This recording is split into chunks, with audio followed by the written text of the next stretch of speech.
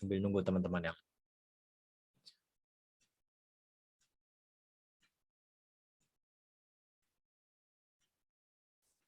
Baik, kita mulai.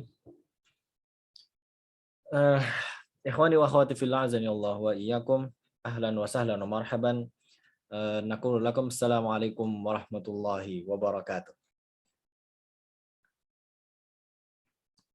Alhamdulillah wassalatu wassalamu ala Rasulillah wa ala alihi wa ashabihi wa mawalah wa la hawla wa la quwwata illa billah. Salawatullahi wa salamuhu ala Rasulillah wa ala alihi wa ashabihi wa man tabi'ahum bi ihsanin ila yaumil qiyamah. Allahumma inna nas'aluka ilman nafi'a wa rizqan thayyiba wa amalan mutaqabbala.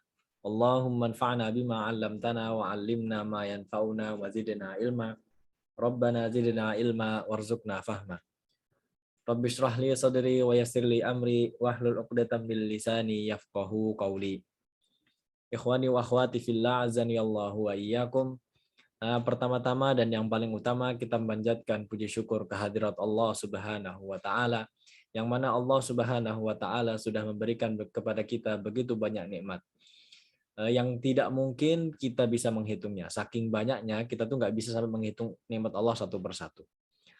Oleh karena itu kita sebagai hamba Allah Subhanahu wa taala yang sudah diberikan kenikmatan begitu banyak, dari kenikmatan kesehatan, kesempatan, waktu luang, dan juga teman-teman diberikan taufik oleh Allah Subhanahu wa taala untuk kita bisa sama-sama hadir, sama-sama membahas ilmu yang Allah Subhanahu wa taala turunkan, dan juga berbagai macam kenikmatan lainnya yang mana seharusnya nikmat-nikmat tersebut sudah cukup, atau bukan sudah cukup lagi, harusnya memang selalu kita syukuri.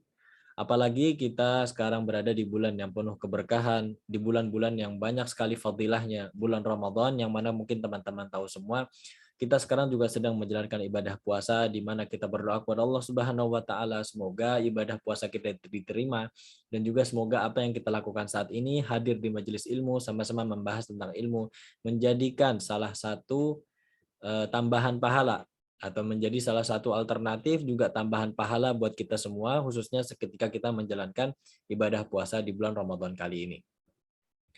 Salawat serta salam juga kita sampaikan, kita haturkan, kita curahkan kepada Nabi Muhammad Sallallahu Alaihi Wasallam sebagai qudwah kita, sebagai suri tauladan kita, yang mana Rasulullah Sallallahu Alaihi Wasallam sudah memberikan kepada kita ajaran-ajaran Islam, ajaran-ajaran yang segitu sempurna, ajaran-ajaran yang seharusnya membuat hidup kita lebih baik, baik di dunia maupun akhirat. Ikhwani wa akhwati fillah, azani Allah wa iyyakum. Sebelum kita mulai, mungkin kita sedikit ngobrol dulu, atau kita sedikit membahas tentang apa sih pembahasan sore ini. Jadi pembahasan sore ini adalah tentang sunnah-sunnah yang bisa kita lakukan di bulan Ramadan. Sebetulnya pembahasan ini harusnya disampaikan oleh Ustadz Haris Lutfi, yang mungkin teman-teman juga beberapa teman-teman ikut kajian beliau di pertemuan-pertemuan yang lalu. Akan tetapi qadarullah ala ma syafa'al, beliau mendapat atau beliau ada kendala sehingga beliau tidak bisa mengisi dan digantikan oleh anak. Ala kulli halin, insyaallah hal itu tidak mengurangi, semoga hal itu tidak sampai mengurangi esensi atau nilai-nilai yang seharusnya bisa tersampaikan. Sebelumnya kita berdoa kepada Allah Subhanahu wa taala, apa yang kita sampaikan pada sore hari ini bisa bermanfaat untuk kita semua, baik teman-teman yang di rumah atau mungkin teman-teman yang tadi lagi masih ngajar TPA juga. Silahkan disambi. Semoga apa yang kita sampaikan bisa bermanfaat untuk kita semua. Amin ya rabbal alamin. Baik. Judul yang kita sampaikan atau judul atau pembahasan pada sore hari ini adalah sunnah-sunnah di bulan Ramadan. Teman-teman sebentar.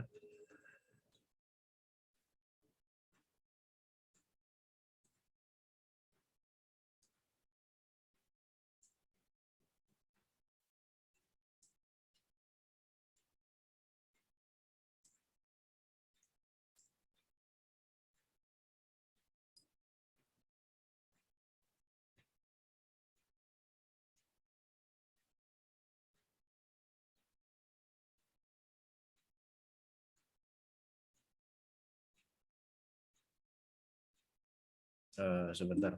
Ini ada kendala.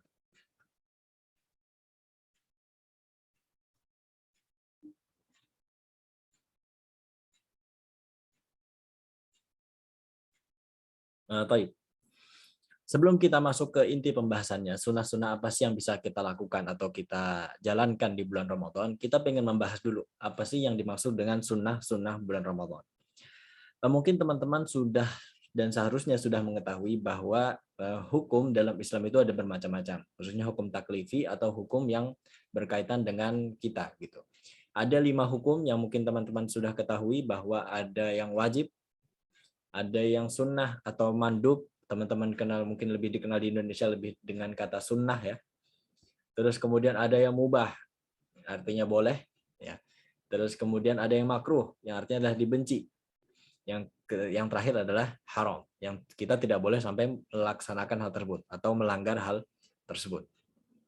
Ikhwani wa akhwati fillah azani Allah wa iyyakum. Kalau teman-teman pernah belajar tentang usul fikih atau tentang fikih sebelumnya dimanapun ya, baik di Manafi ataupun di tempat-tempat lain, teman-teman akan mengetahui bagaimana Islam mengatur segala macam bentuk kelakuan atau perilaku manusia. Salah satunya yang diatur adalah ibadah. Dalam hal ini ibadah juga dibagi, tadi kita bilang bahwa ibadah itu paling enggak terbagi menjadi 2. Ada yang wajib, ada yang sunnah. Apa bedanya yang wajib dengan sunnah? Yang wajib, kalau dalam usul fikih disebutkan, pengertian wajib adalah hal atau segala sesuatu yang harus kita lakukan. Dan kalau kita enggak melakukannya, maka kita berdosa. Contoh yang paling mudah, sholat. Sholat, kita sebagai seorang muslim, kita wajib melaksanakan sholat 5 waktu. Subuh 2 rakaat, kemudian duhur 4 rakaat, asar 4 rakaat, maghrib 3 rakaat, dan sampai isya 4 rakaat. Lalu kemudian ada puasa Ramadan, yang mana kita sebagai umat muslim wajib melaksanakannya, wajib melakukan puasa Ramadan, kecuali kalau ada udzur. Itu lain hal ya. Tapi pada dasarnya hukumnya adalah wajib. Ketika kita meninggalkan hal-hal yang wajib, maka kita berdosa. Maka kita berdosa. Apalagi misalnya khususnya terkait sholat, terkait zakat juga. Beberapa ulama mengatakan kalau kita mengingkari wajibnya sholat, kalau kita mengingkari wajibnya zakat, maka kita bisa dikategorikan sebagai orang kafir. Bahkan pada zaman khilafah Abu Bakar dan khilafah Umar, dulu di zaman setelah Nabi Muhammad SAW wafat, itu ada beberapa kaum muslimin yang ingkar zakat, ingkar bayar zakat mal, nggak mau bayar zakat. Karena ngerasa ya Nabi Muhammad SAW sudah wafat, jadi buat apa lagi bayar zakat. Maka pada saat itu Abu Bakar radhiyallahu taala memutuskan untuk memerangi mereka, memerangi orang-orang yang mengingkari wajibnya zakat. Makanya kita tentunya hati-hatilah dengan hal-hal yang wajib ini. Kalau kita tahu hukumnya wajib, maka lakukan sebaik mungkin, jangan sampai ditinggalkan, karena kalau ditinggalkan bisa malah jadi bahaya buat kita.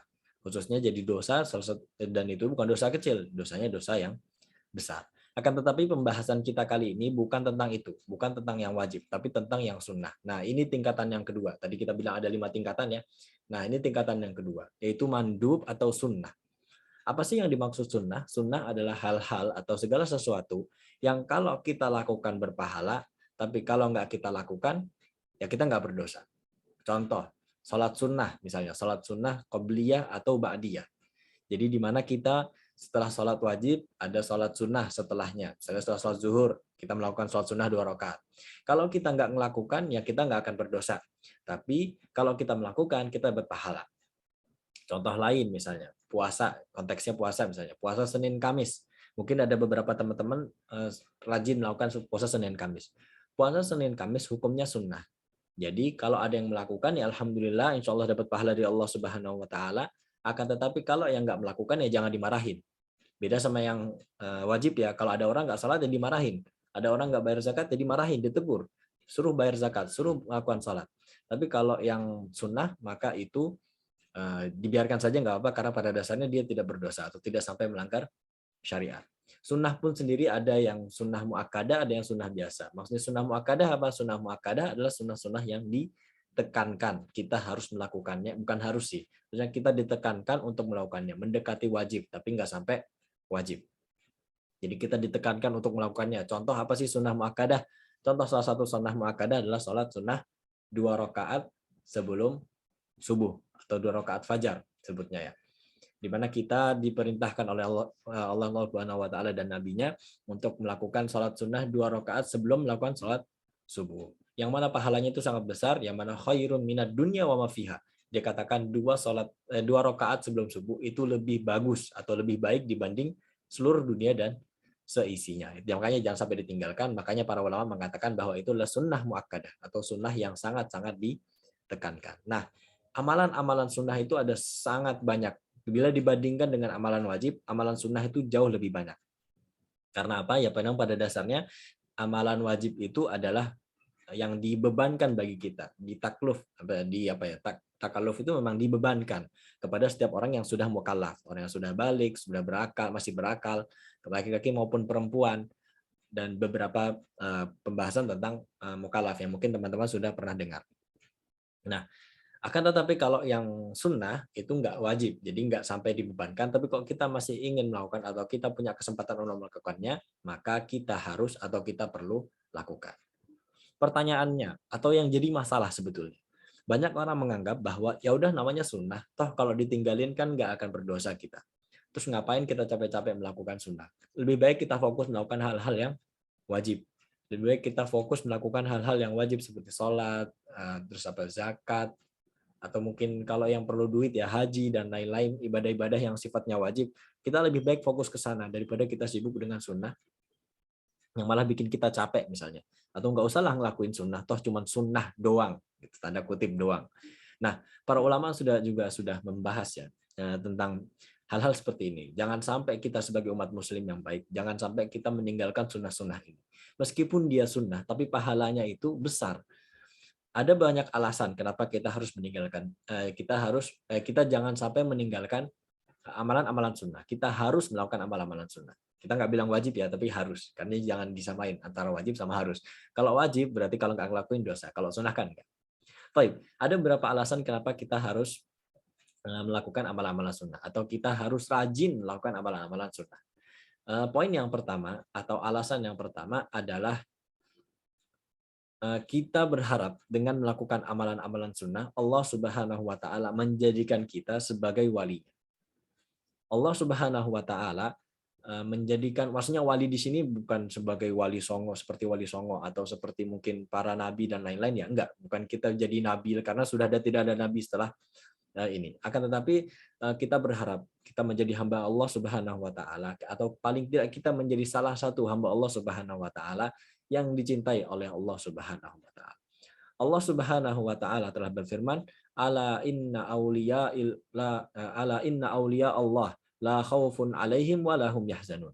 Ingatlah, sesungguhnya wali-wali Allah itu mereka tidak memiliki kekhawatiran, la khaufun, mereka tidak memiliki ketakutan, kekhawatiran, alaihim wa lahum yahzanun, dan juga mereka nggak sedih. Jadi wali-wali Allah Subhanahu wa Ta'ala, Allah menjelaskan bahwasanya wali-wali Allah Subhanahu wa Ta'ala tidak akan merasakan takut ataupun sedih. Alladzina amanu wa kanu yattaqun, dan mereka adalah orang-orang yang beriman dan selalu bertakwa. Di sini maksudnya apa hubungannya dengan wali Allah? Apa sih hubungannya dengan wali Allah dan amalan sunnah? Syekh Islam Ibnu Taimiyah pernah menjelaskan tentang ayat ini bahwa orang yang beriman dan bertakwa adalah wali Allah Subhanahu wa Ta'ala. Dan wali itu bukan berarti wali yang mungkin teman-teman lihat di foto atau teman-teman lihat di gambar yang selalu pakai jubah, mungkin pakai sorban, atau mungkin orang-orang Arabnya, itu bukan.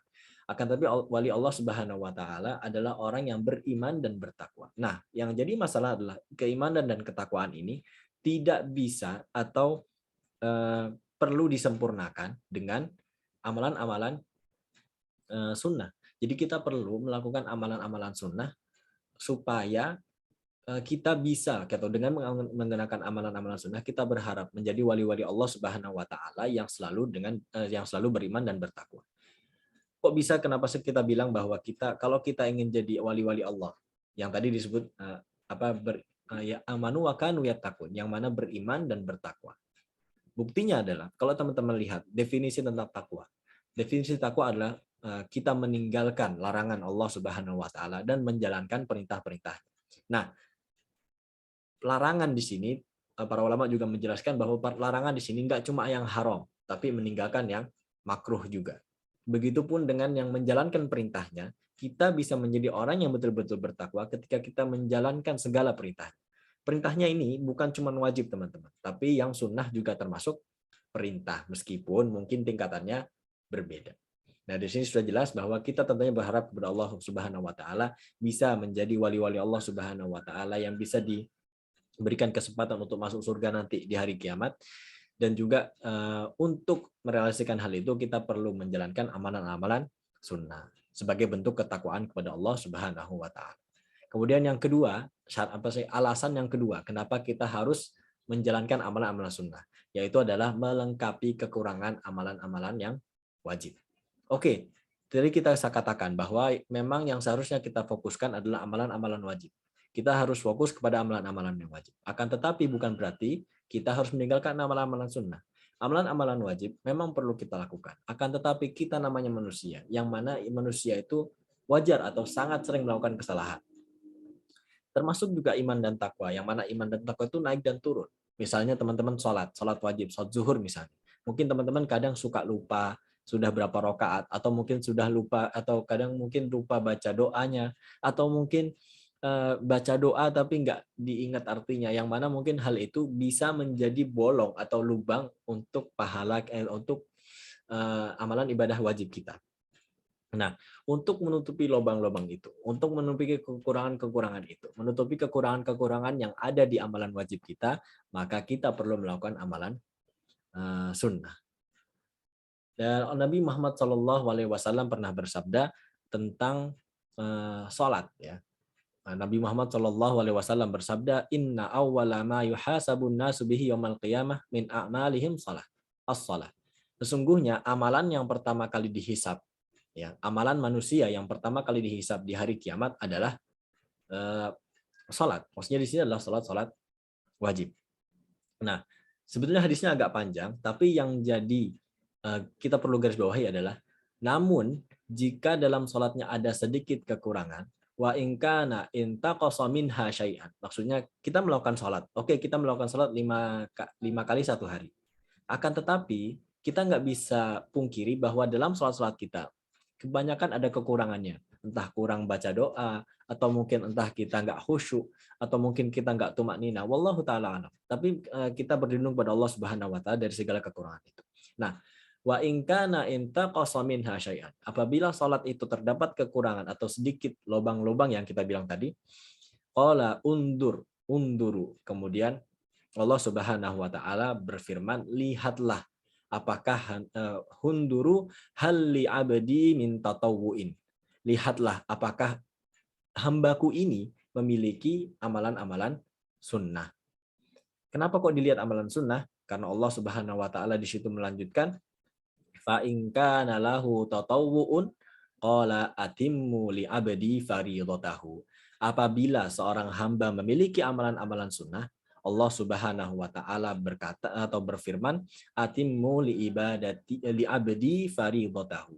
Tolong sempurnakan untuk hambaku ini kewajiban-kewajiban. Maksudnya apa? Tadi kan kita bilang bahwa amalan-amalan wajib kita seringkali itu ada bolong-bolong, ada kekurangan-kekurangannya. Nah, untuk menutupi kekurangan-kekurangan itu, untuk menambal lubang-lubang itu, kita perlu melakukan amalan-amalan sunnah. Di sini di hadis ini sudah dijelaskan bahwa Allah Subhanahu wa taala akan menutup kesalahan-kesalahan kita di amalan-amalan wajib, dan menyempurnakan amalan-amalan yang wajib kita dengan amalan-amalan sunnah. Nasi termasuk puasa. Misalnya kita puasa kadang masih suka bohong, atau mungkin kita nggak sengaja dengar-dengar gibah, atau mungkin kita nggak sengaja lagi scroll-scroll Instagram atau sosial media, terus kita tiba-tiba ngelihat hal-hal yang diharamkan oleh Allah Subhanahu wa taala.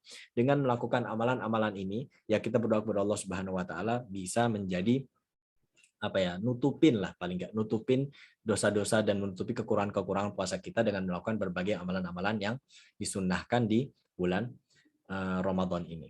Mungkin alasan terakhir kenapa kita tidak bisa meninggalkan amalan sunnah adalah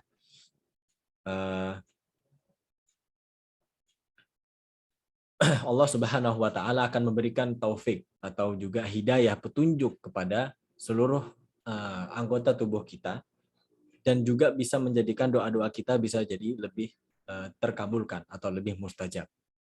Allah Subhanahu wa taala berfirman, akan tetapi ini dalam hadis qudsi ya, bukan dalam ayat.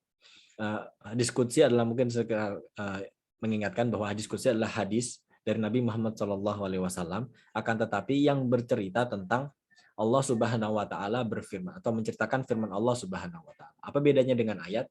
Kalau ayat itu memang kata-katanya, kata perkataannya itu memang dari Allah Subhanahu wa taala. Jadi kita nggak bisa rubah-rubah atau kita itu memang benar-benar dari Allah Subhanahu wa taala, kata perkataannya. Akan tetapi adapun hadis qudsi adalah hadis yang disampaikan oleh Nabi Muhammad SAW. Akan tetapi isinya, jadi yang disampaikan itu adalah isinya, bukan kata perkataannya. Semoga bisa dipahami ya. Baik. Dalam hadis qudsi disebutkan Allah Subhanahu wa taala berfirman, "Innallaha qala." Sesungguhnya Allah Subhanahu wa taala berfirman, "Man adali waliyan faqad adantuhu bil haq." Barang siapa yang memerangi, ya memerangi wali Allah Subhanahu wa taala. Wali Allah itu apa yang tadi kita sebutkan ya, bahwa orang-orang yang amanu wa kanu yattaqun, orang-orang yang beriman dan juga bertakwa. Faqad adantuhu bil haq. Sesungguhnya aku juga akan atau aku mendeklarasikan peperangan kepadanya. Wa ma taqarraba ilayya 'abdi bi syai'in ahabba ilayya mimma aftaradtuhu alaihi. Hambaku tidaklah senantiasa atau tidaklah mereka senantiasa mendekatkan diri kepada aku, maksudnya di sini kepada Allah Subhanahu wa taala, kecuali mimma aftaradtuhu alaihi, dengan apa-apa yang telah aku wajibkan kepada mereka. Jadi, kalau kita ingin mendekatkan diri kepada Allah Subhanahu wa taala, yang pertama dan yang paling utama adalah melakukan amalan-amalan wajib. Jadi amalan wajib dulu nih sebelum yang sunnah. Jadi kita perhatikan dulu yang wajib. Wa ma yazalu abdi yataqarrabu ilayya bin nawafil hatta uhibbah. Dan hambaku akan senantiasa mendekatkan dirinya kepadaku. Jadi tingkatan yang kedua ya, setelah menjalankan kewajiban, Allah Subhanahu wa taala mengatakan bahwa hambaku yang senantiasa mendekatkan diri padaku dengan apa? Bin nawafil, dengan hal-hal yang sunnah atau dengan amalan-amalan yang sunnah. Hatta wahibbah, sampai aku mencintainya. Tentu kita berdoa kepada Allah Subhanahu wa taala, kita berharap dengan amalan-amalan sunnah yang kita lakukan di bulan Ramadan bisa menjadi alasan mengapa Allah Subhanahu wa taala mencintai kita sebagai hambanya. Tapi semoga ini 3 alasan ini sudah cukup ya menjadi alasan kenapa kita perlu melakukan amalan-amalan sunnah.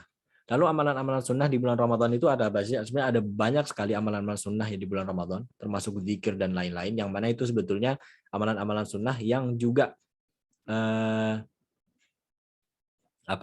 yang juga bisa kita lakukan atau perlu kita lakukan di luar bulan Ramadan. Akan tapi di bulan Ramadan amalannya bisa atau pahalanya bisa berlipat ganda. Akan tetapi yang kita bahas di sini adalah amalan-amalan yang sebetulnya hanya khusus kita bahas di bulan Ramadan. Mungkin teman-teman yang sudah ikut grup satunya ya, maksudnya grup kajian Ramadan atau grup fikih Ramadan sudah sedikit dibahas tentang beberapa amalan sunnah yang disyariatkan. Tapi itu yang tertulis di kitab Matan Nughayah ya atau Matan Abu Syuja. Akan tetapi di sini kita akan lebih bahas mungkin sedikit lebih detail karena nggak begitu. Karena sebetulnya saya yakin teman-teman juga sebetulnya sudah banyak mengetahui tentang beberapa atau paling tidak ya setengahnya lah teman-teman tahu sunnah-sunnah ini. Nah, coba kita sebutkan satu-satu. Salah satu sunnah atau sunnah puasa yang perlu kita lakukan, jadi tentunya dengan harapan amalan-amalan ini bisa menjadi penyempurna puasa kita. Kita berharap kepada Allah Subhanahu wa taala, ya kita sadar diri bahwa puasa kita mungkin banyak kurangnya, banyak dosa yang masih kita lakukan di bulan puasa. Padahal Allah Subhanahu wa taala dan Nabi Muhammad SAW selalu mengingatkan kita bahwa puasa itu nggak cuma tentang makan dan minum loh, gitu.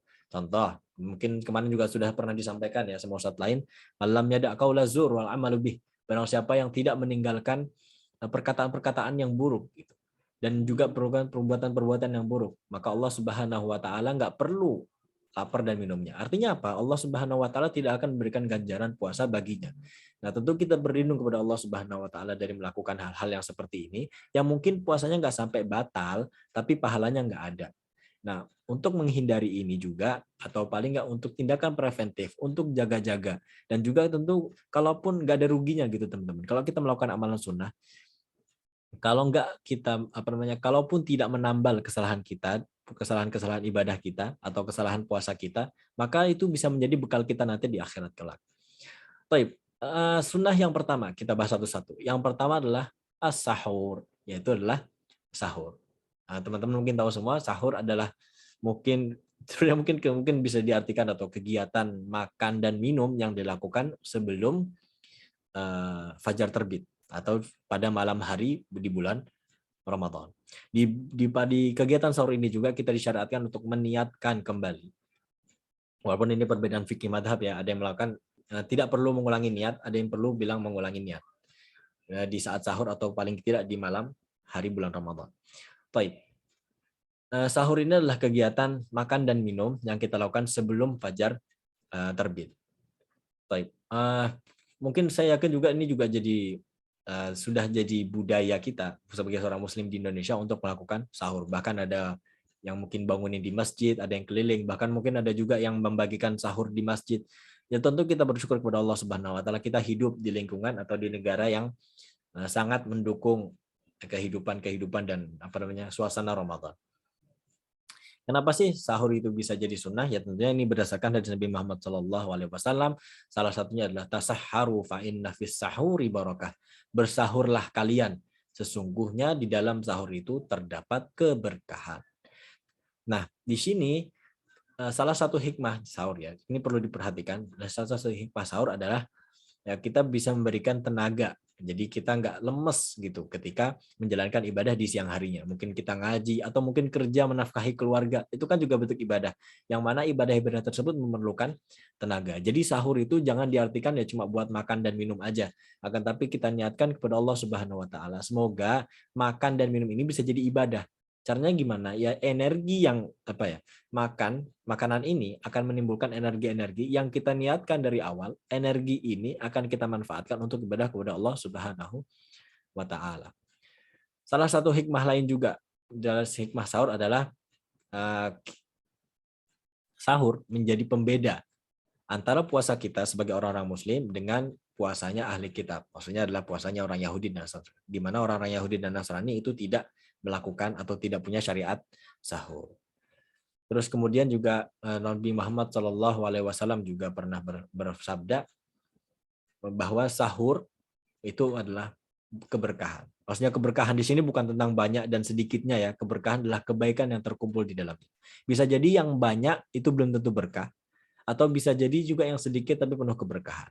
Mungkin teman-teman pernah ngerasain ketika kita makan tapi ngerasanya kok jadi makannya sedikit, makannya biasa aja, tapi rasanya energinya itu banyak. Itu adalah salah satu bentuk dari keberkahan. Meskipun ada juga orang-orang yang tapi kayaknya makannya udah banyak tapi tetap aja waktu traweh ngantuk gitu, atau waktu menjalani ibadah jadi nggak fokus. Nah maka itu bisa dikatakan mungkin berkahnya yang kurang. Oleh karena itu kita disyariatkan untuk melakukan sahur. Salah satu atau nanti ini kayaknya ada pembahasan lain di poin berikutnya saja, bahwa salah satu sunnah yang berikutnya atau sunnah berikutnya adalah takhirus sahur. Ini masih berkaitan dengan poin yang pertama ya. Sunnah yang pertama tadi sahur, sunnah yang kedua adalah takhirus sahur. Akhirnya adalah mengakhirkan sahur. Tapi sebenarnya sangat disayangkan beberapa teman-teman mungkin bilang bahwa imsak gitu. Imsak itu nggak apa-apa, nggak usah dengerin, atau bahkan waktu imsak baru kita makan. Mungkin itu jadi salah satu poin yang mungkin salah kaprah bisa dibilang. Jadi kita bukan berarti kita makan ketika imsak atau ketika sudah deket-deket banget sama azan, atau mungkin ketika azan kita baru makan, atau mungkin ketika azan terus kita masih baru minum gitu. Nah, itu tidak betul juga, bahwa takhirus sahur di sini adalah mengakhirkan sahur. Maksudnya kita sahur nggak di malam hari, akan tetapi nggak juga di ujung-ujung banget dekat azan. Karena kalau kita sahur deket-deket banget sama azan, itu bahaya teman-teman. Bisa jadi nanti kita sahur atau kita makan dan minum ketika fajar sudah terbit. Kan azan itu dikumandangkan karena fajar sudah terbit. Padahal Allah Subhanahu wa taala berfirman bahwa kita sahur itu sebelum fajar itu terbit. Maksudnya kita makan dan minum, kita boleh makan dan minum sebelum fajar itu terbit. Kalau kita makan dan minum setelah fajar terbit, yang itu adalah ketika azan, maka bisa jadi puasa kita malah nggak sah atau malah batal puasanya. Naudzubillah min dzalik. Rasulullah SAW dalam sebuah hadis disebutkan bahwa para sahabat melakukan sahur dan juga salat subuh bersama Rasulullah SAW itu bersama-sama gitu. Maksudnya mereka bareng-bareng melakukan sahur dan salat jamaah. Kemudian salah satu sahabat Zaid radhiyallahu taala anhuma ditanya, berapa sih jarak antara sahur dan salat subuh? Maka beliau radhiyallahu taala anhuma menjawab, bimiqdari khamsina ayat, sekitar mungkin 50 ayat. Mungkin teman-teman bisa estimasi 50 ayat mungkin sekitar 15-20 menit mungkin sekitar itu. Jadi kita memang mengakhirkan sahur bukan berarti kita mepet-mepet banget dalam membahayakan puasa kita. Akan tetapi kita sahur, kita makan, yang nggak buru-buru juga ya, kita juga dilarang makan terburu-buru, ya kan, karena berbahaya juga kita tetap tersedak dan lain-lain. Nah, kita berusaha mengakhirkan sahur, akan tetapi nggak sampai terlalu mepet. Jadi ya paling nggak mungkin setengah jam lah sebelum azan itu baru kita sudah mulai makan. Jadi 10 menit sebelum azan kita sudah berhenti, kita fokuskan untuk mungkin berdoa kepada Allah Subhanahu wa taala, karena waktu sahur adalah salah satu waktu yang doanya akan diijabahi atau waktu yang mustajab. Itu sunnah yang kedua, yaitu takhirus sahur. Kemudian yang ketiga, ta'jilul fitr, maksudnya adalah menyegerakan berbuka. Ini juga sama, menyegerakan berbuka bukan berarti kita buka lebih dulu sebelum azan. Itu perlu diperhatikan juga. Mungkin teman-teman perlu perhatikan bahwa azan azan maghrib, sebelum azan maghrib ini udah masuk maghrib nih, azan HP misalnya, itu mungkin perlu diwaspadai juga gitu, karena HP kan lokasinya nggak betul, atau mungkin itu juga perlu diwaspadai. Lebih baik nunggu azan di daerah atau nunggu azan masjid, apalagi di Indonesia kan banyak azan masjid ya.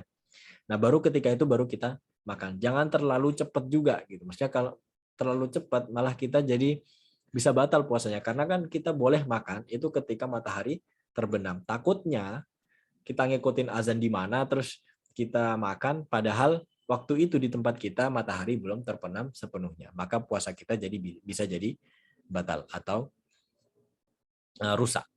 Sebetulnya apa sih yang maksud dengan menyegerakan berbuka? Ya maksudnya adalah tidak menundanya sampai malam gitu. Jadi kita nggak menundanya sampai malam, karena itu adalah salah satu hal yang dilakukan oleh orang ahlul kitab di puasa mereka. Jadi mereka puasa sampai malam.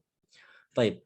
Rasulullah Shallallahu Alaihi Wasallam pernah bersabda, la yazalun nas bi khairin ma'ajalul fitr. Sesungguhnya manusia atau umat Islam khususnya itu dalam keadaan baik-baik saja selama mereka menyegerakan berbuka.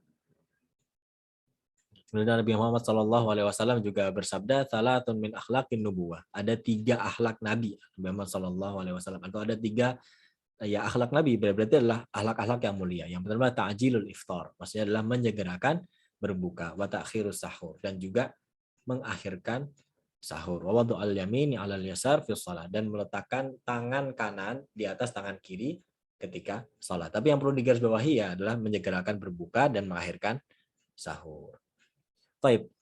Kemudian sunnah yang keempat, ini masih berkaitan dengan buka, yaitu ayyuftira ala rutabin au tamrin au ma. Jadi kita disunnahkan untuk berbuka dengan rutab, maksudnya dengan kurma basah, tamr atau kurma kering atau air.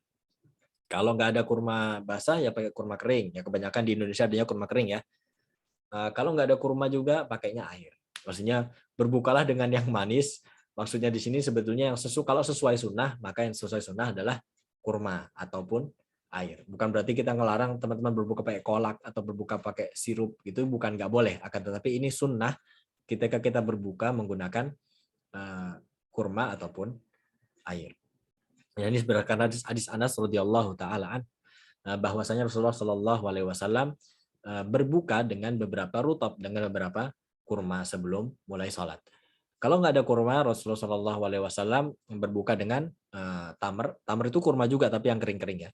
Kemudian kalau nggak ada tamar, ya Rasulullah SAW berbuka dengan air. Maka alangkah baiknya kalau teman-teman punya kurma makan kurmanya dulu, baru minum minuman yang lain, atau baru makan makanan yang lain.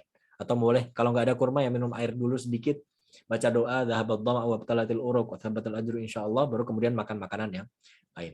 Semoga hal itu sesuai dengan sunnah Rasulullah Shallallahu Alaihi Wasallam. Terus kemudian sunnah yang berikutnya, berarti tadi sunnah kelima ya. Yang pertama adalah sahur, mengakhirkan sahur, menyegerakan berbuka, kemudian berbuka dengan air dan ataupun kurma. Kemudian yang kelima adalah berbuka ketika berdoa ketika berbuka. Berdoa ketika berbuka. Karena bagaimana kita sebut tadi bahwa waktu sahur adalah salah satu waktu yang doa mustajab, atau salah satu waktu yang dimana doa-doa kita akan kemungkinan dijabahnya lebih besar. Salah satu kesempatan lain atau salah satu waktu lain yang mustajab doanya adalah ketika berbuka. Di mana Rasulullah Shallallahu Alaihi Wasallam pernah bersabda, salatu da'watin mustajabat. Ada 3 doa, atau 3 doa yang mustajab ya, maksudnya yang mudah dijabahi, yang akan dijabahi. Da'watus shaim, doanya orang-orang yang berpuasa, wa da'watul madlum, dan juga doanya orang-orang yang terdolimi, wa da'watul musafir, dan juga doanya orang-orang yang dalam perjalanan, orang-orang musafir.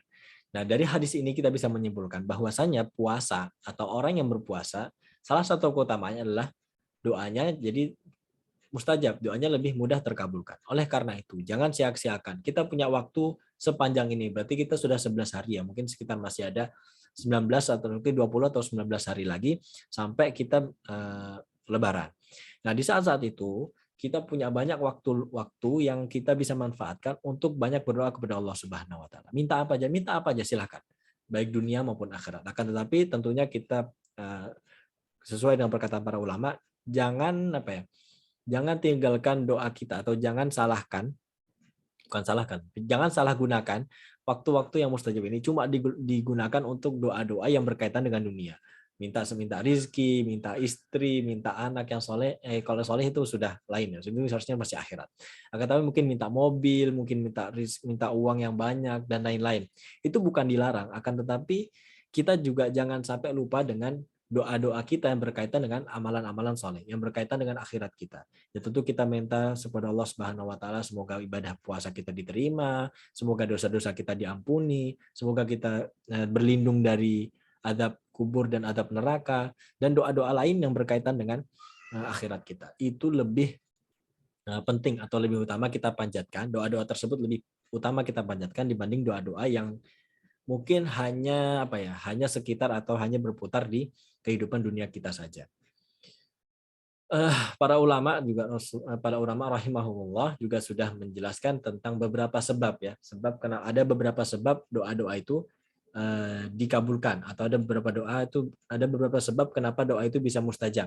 Jadi lebih mustajab itu ya bukan berarti pasti dikabulkan. Ya pasti dikabulkan, akan tapi kabulkan Allah Subhanahu wa taala itu kan macam-macam. Bisa jadi pahala, bisa jadi diganti dengan yang lebih baik gitu. Nah, akan tetapi di sini para ulama menjelaskan tentang ada beberapa sebab kenapa sebuah doa itu jadi mustajab. Yang pertama adalah pilihan waktu. Salah satunya adalah waktu sepertiga malam misalnya. Terus juga waktu kita mau berbuka atau waktu kita berpuasa, itu juga salah satu waktu yang mustajab. Atau mungkin Jumat sore, itu juga salah satu waktu yang mustajab. Waktu hujan, waktu musafir, itu kan berarti berkaitan dengan waktu.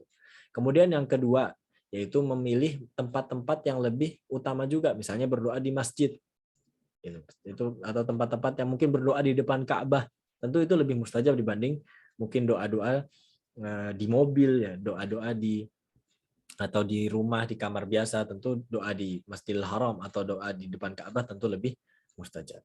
Terus kemudian keadaan orang juga bisa menentukan, di mana kalau kita memang keadaannya sangat-sangat membutuhkan, Allah Subhanahu wa taala akan lebih maksudnya doa-doa tersebut menurut para ulama bisa jadi lebih mustajab gitu. Contoh termasuk juga berpuasa. Berpuasa kan tentang keadaan, di mana ketika kita mau berbuka atau di saat sore hari itu kita udah lemes gitu.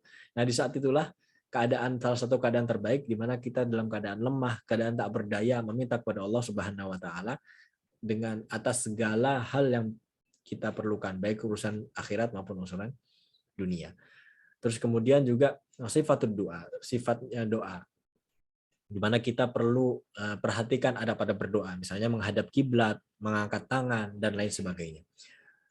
Kemudian yang terakhir adalah meninggalkan hal-hal yang bisa menyebabkan doa kita tuh nggak terkabulkan. Contoh misalnya makan makanan yang haram, itu kan membuat doa-doa kita nggak terkabulkan. Nah, 5 keadaan ini yang perlu kita perhatikan ketika kita berdoa kepada Allah Subhanahu wa taala. Yang mana ketika kita perhatikan 5 hal ini, semoga doa kita kepada Allah Subhanahu wa taala bisa mustajab atau bisa segera dijawab, diijabahi. Yang pertama tadi apa? Yang pertama adalah waktunya. Kita pilih waktu yang paling tepat untuk berdoa. Kemudian pilih tempat. Tempat juga perlu diperhatikan. Terus kemudian yang ketiga adalah keadaannya. Kemudian yang keempat adalah caranya berdoa. Kemudian yang kelima adalah menghilangkan hal-hal yang bisa membuat doa kita nggak terijabahi. Taib ikhwani wa akhwati fillah azani Allah wa iyyakum. Kemudian yang keenam, sunnah yang keenam adalah memperbanyak pembacaan Al-Quran. Disimak. Mungkin ini teman-teman juga kemarin kita juga sudah sedikit penjelasan di beberapa pertemuan sebelumnya bahwa membaca di sini bukan sekedar membaca Al-Qur'an huruf per huruf gitu ya.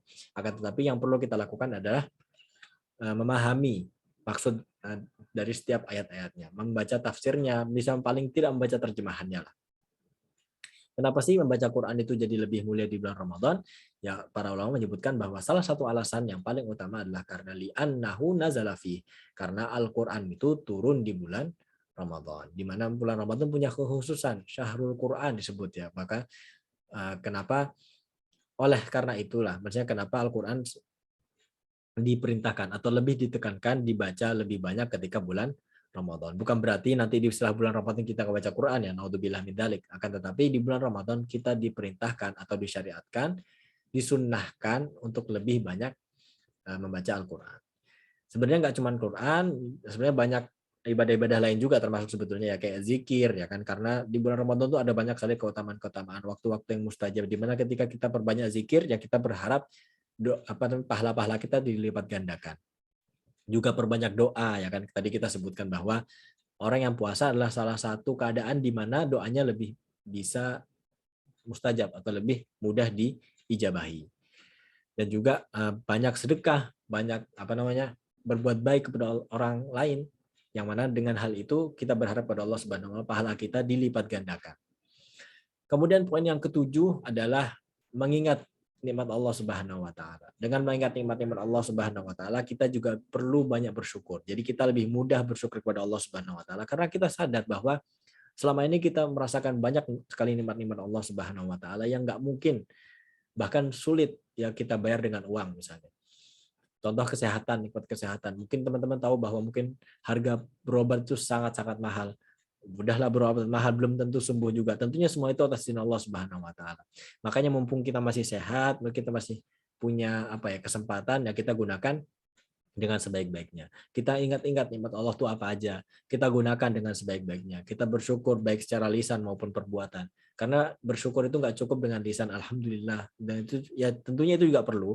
Akan tapi yang paling penting adalah kita menggunakan nikmat-nikmat tersebut untuk di jalan Allah Subhanahu wa taala, untuk beribadah kepada Allah Subhanahu wa taala. Kemudian sunnah yang berikutnya atau sunnah yang nomor 8 adalah memberikan makan kepada orang-orang yang berpuasa. Di mana Rasulullah Shallallahu alaihi wasallam disebutkan dalam sebuah hadis, man fattara sha'iman falahu mithlu ajri. Barang siapa yang memberikan makan kepada orang puasa, maka dia akan mendapatkan pahala puasa seperti orang yang puasa tersebut. Contoh, saya memberikan makanan kepada si A, ya, maka pahala puasa si A, saya juga akan dapat pahalanya. Jadi saya juga akan dapat pahala puasa si A.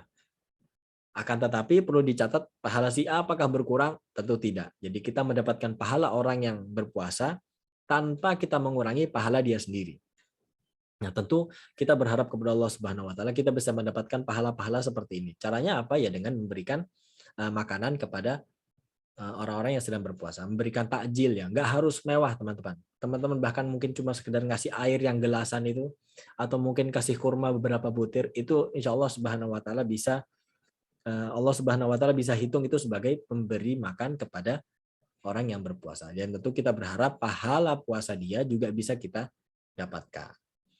Kemudian yang 9 ya, setelah 8 tadi 8, 9 yaitu adalah bersiwak, di mana Rasulullah Shallallahu alaihi wasallam juga sunnah atau mempunyai, kita sebagai umat Islam disyariatkan, disunnahkan untuk melakukan atau bersiwak, khususnya di sahur, pada saat sahur ya, maksudnya sebelum salat subuh dan juga setelah berbuka. Terus kemudian adalah salat tarawih ya, yang mana kita tahu juga semua bahwa salat tarawih adalah salah satu syariat, bahkan bisa dianggap syiar di Indonesia ya, yang mana malam-malam salat tarawih itu rame lah, walaupun Allah taala ya tentu sangat kita sayangkan di mana di awal-awal Ramadan tuh rame banget.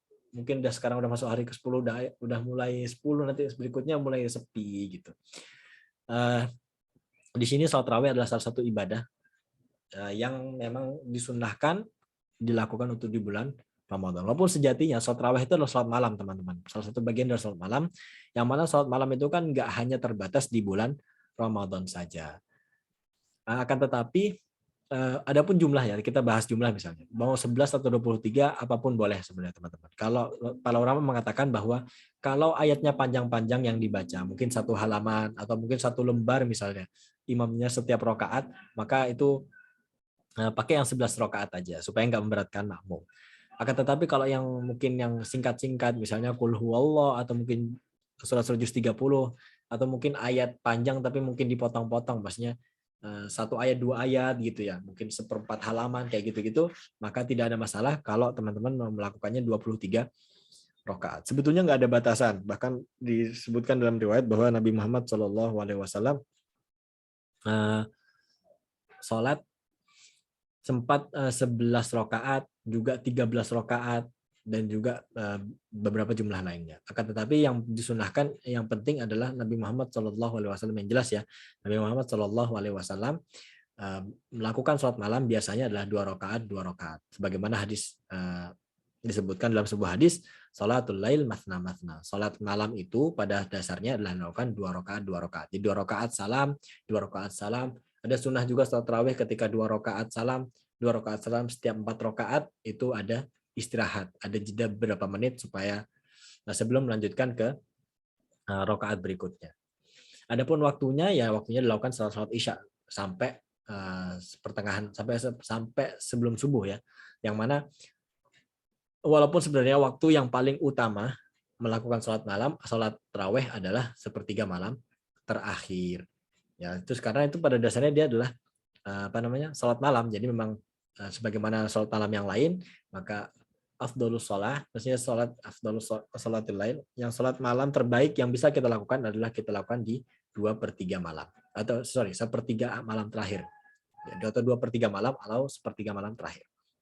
Nah, kenapa kok sekarang dilakukan setelah sholat isya? Ya karena untuk menghindari kita ketiduran terus kelewatan. Gitu. Kenapa kok dilakukan sholat isya? Kalau teman-teman yakin bisa melakukannya sepertiga malam ya nggak apa-apa. Tapi kalau teman-teman ragu ya silahkan lakukan di sholat berjamaah bersama para jamaah lainnya setelah sholat isya. Dan mungkin poin penting yang pengen saya tekankan adalah tolong jangan tinggalkan masjid sebelum selesai gitu. Kan ada beberapa teman-teman yang mungkin sholat di tempat atau sholat di masjid yang imamnya 23 rakaat ya. Terus ketika setelah 8 rakaat pulang witir di rumah. Bukan nggak boleh sebetulnya, tentu boleh-boleh saja. Akan tetapi sayang aja gitu karena teman-teman kehilangan pahala atau kehilangan keutamaan yang sangat besar yaitu pahala sholat semalam penuh. Kok bisa gitu? Nabi Muhammad SAW pernah bersabda, "Man qama ramadhana imanan wahtisaban ghufira lahu ma taqaddama min dzambi." Ini hadis yang pertama yang mana Rasulullah SAW artinya adalah barang siapa yang melakukan sholat malam selama Ramadan atau melakukan Ramadan secara iman dan wahtisaban ya dengan penuh keimanan dan berharap kepada Allah Subhanahu wa taala, ghufira lahu ma taqaddama min dzambi. Allah Subhanahu wa taala akan mengampuni dosa-dosanya yang telah lalu. Rasulullah SAW juga pernah bersabda, "Man qama ma'al imami hatta yansarif." Barang siapa yang sholat atau yang sholat malam bersama imam sampai dia selesai atau sampai dia pergi ya, sampai imamnya pergi. Maksudnya adalah kalau imamnya 23 rakaat ya dari awal sampai akhir gitu, 20 sampai witir. Maka Allah Subhanahu wa taala akan memberikan kepadanya pahala senilai atau pahala yang serupa dengan sholat malam penuh. Jadi sholat semalam penuh. Man qama ma'al imami hatta yansarif kutiba lahu qiyamul lailah. Jadi semalam penuh dianggap.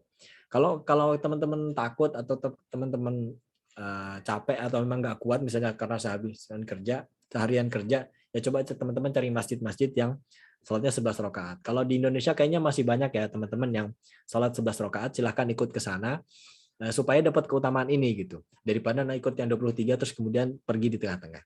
Wallahu taala alam bishawab. Sebenarnya masih ada beberapa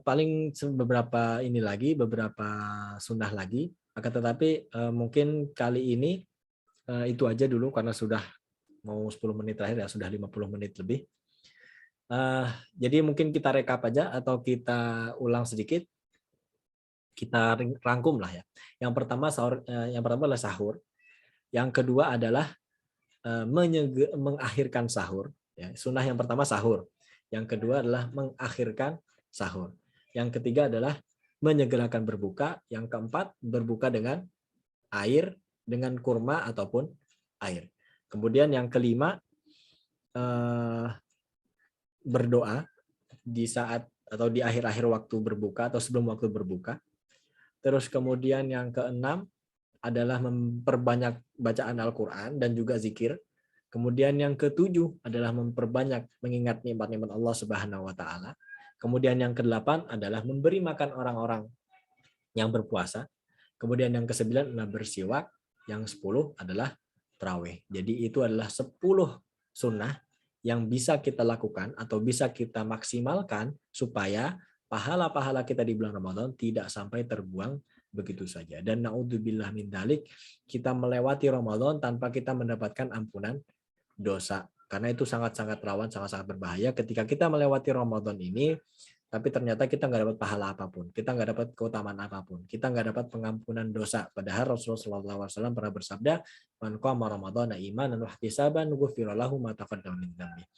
Yang mana ya artinya barang siapa yang menjalankan Ramadan, maksudnya menjalankan puasanya, menjalankan salat-salatnya, sunah-sunahnya dengan penuh ya, dengan penuh keimanan dan penuh ketakwaan, Allah Subhanahu wa taala akan mengampuni dosa-dosanya yang lalu. Tentunya kita berdoa kepada Allah Subhanahu wa taala semoga semua amalan-amalan kita di bulan Ramadan khususnya diterima oleh Allah Subhanahu wa taala, dan juga kita berdoa kepada Allah Subhanahu wa taala semoga dosa-dosa yang kita lakukan di bulan Ramadan ini ataupun dosa-dosa yang kita lakukan di tahun-tahun sebelumnya, di waktu-waktu yang lalu, semoga Allah Subhanahu wa taala mengampuni dosa-dosa kita semua.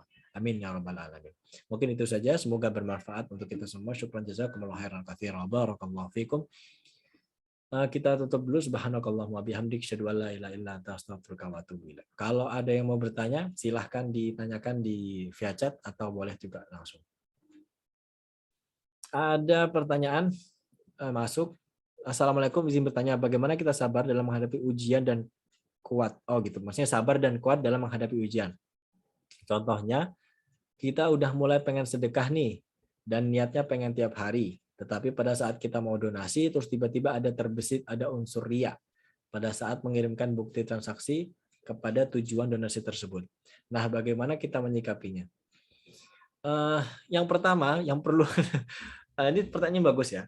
Tapi mungkin yang pertama perlu diluruskan adalah kita ngirim bukti transaksi kepada tujuan donasi itu bukan berarti riya. Itu untuk dokumentasi dan juga supaya uangnya nggak kecampur sama uang-uang yang lain. Ini termasuk untuk teman-teman yang donasi ke Manafi ya. Soalnya ada beberapa teman ya, tentu kita apresiasi niat teman-teman untuk ngasih bantuan donasi ke kita tanpa mungkin saya nggak mau deh ngasih duit atau semoga terhindar dari riya gitu ya. Jadi nggak ngasih bukti transfer atau nggak ngasih bukti donasinya. Yang mana sebetulnya itu malah rawan kecampur sama uang-uang yang lain. Apalagi misalnya kayak Manafi gitu, walaupun memang sudah dipisah dari rekening, misalnya sekarang kan masih pakai rekening atas nama saya. Meskipun rekeningnya sudah dipisah dari uang milik saya pribadi, akan tetapi uang donasi, uang biaya saya kan nggak cuma uang donasi, ada uang operasional, ada uang donasi, ada uang-uang mungkin uang uang-uang acara yang harusnya kita pisahkan. Kadang tuh takutnya ya insya Allah nggak sampai saat ini, semoga nggak ya.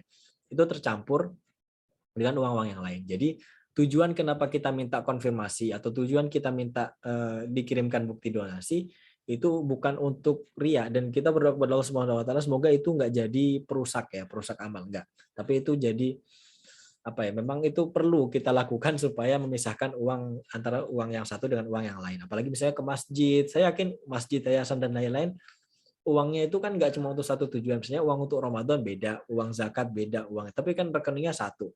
Jadi untuk memisahkan itu perlu adanya bukti transfer atau bukti transaksi. Tapi intinya adalah bagaimana kita menghadapi ujian supaya kita terhindar dari riya.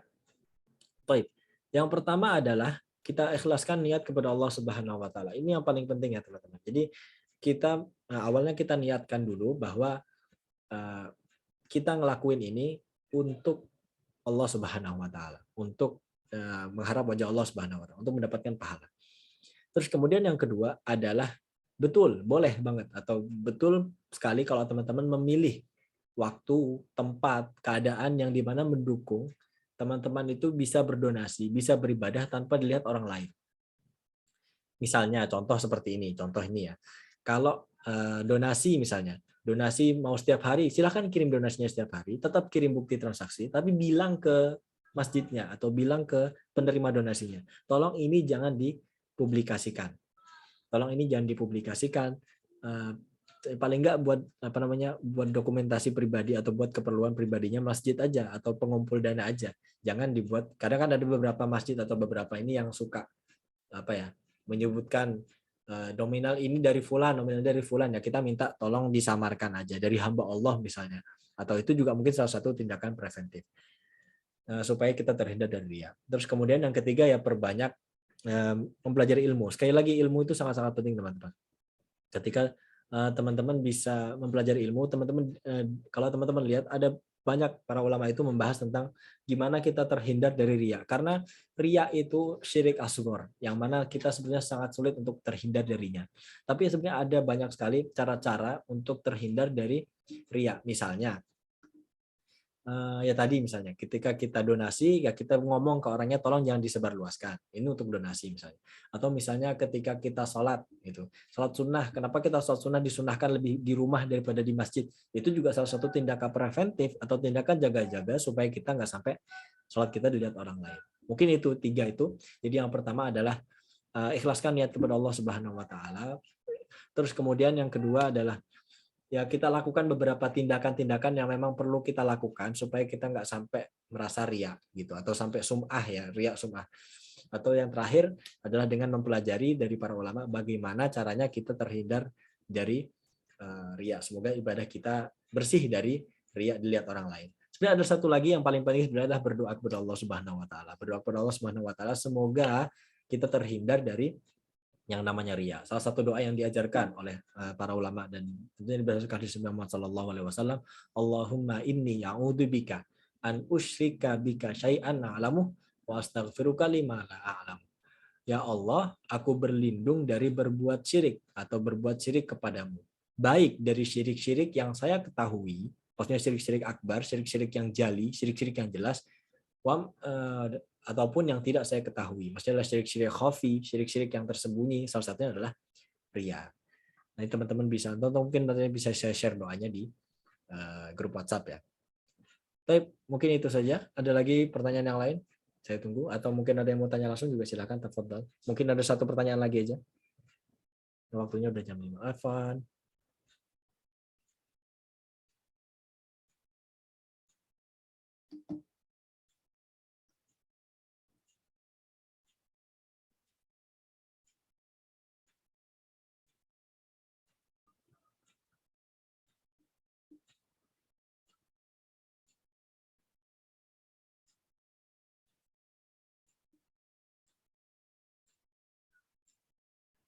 Ini ada masuk pertanyaan di WhatsApp atau nanti yang di WhatsApp saya. Ini ada pertanyaan tapi kayaknya perlu waktu yang panjang untuk jawabnya. Nanti insya Allah saya balas via WhatsApp aja. Baik. Kalau nggak ada lagi, kita cukupkan saja. Waktunya juga sudah. Ini kita tutup dulu. Assalamualaikum warahmatullahi wabarakatuh. Kita berdoa Allah Subhanahu Wa Taala semoga puasa kita dan ibadah-ibadah kita diterima oleh Allah Subhanahu Wa Taala. Selamat berbuka teman-teman. Amin. Amin. Amin. Kita cukup sampai sini. Assalamualaikum warahmatullahi wabarakatuh. Waalaikumsalam warahmatullahi wabarakatuh.